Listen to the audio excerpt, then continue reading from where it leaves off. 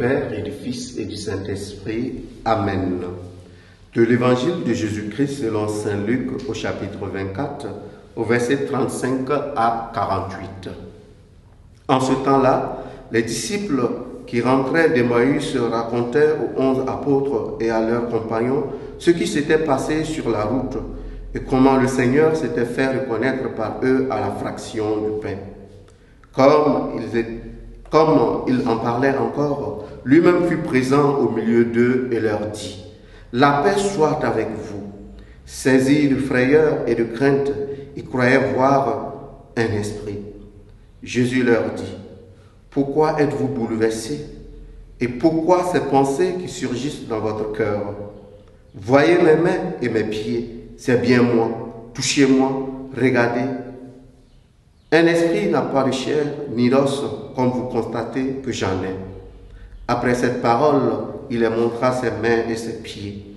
Dans leur joie, ils n'osaient pas encore y croire et restaient saisis d'étonnement. Jésus leur dit : « Avez-vous ici quelque chose à manger ? » Ils lui présentèrent une part de poisson grillé qu'il prit et mangea devant eux. Puis il leur déclara : « Voici les paroles que je vous ai dites quand j'étais encore avec vous. Il faut que s'accomplisse tout ce qui a été écrit à mon sujet dans la loi de Moïse, les prophètes et les psaumes. » Alors ils ouvrirent leur intelligence à la compréhension des Écritures. Il leur dit : « Ainsi est-il écrit que le Christ souffrirait, qu'il ressusciterait d'entre les morts le troisième jour, et que la conversion serait proclamée en son nom pour le pardon des péchés à toutes les nations, en commençant par Jérusalem. À vous d'en être les témoins. » Acclamons la parole de Dieu. Louange à toi, Seigneur Jésus. Bien-aimés dans le Seigneur, la parole de Dieu de ces jours nous invite à prendre conscience que le Christ ressuscité n'est pas une entité spirituelle sans corps. Le Christ ressuscité est ce Christ-là qui a un corps qui se donne à voir, un corps qui se donne à toucher.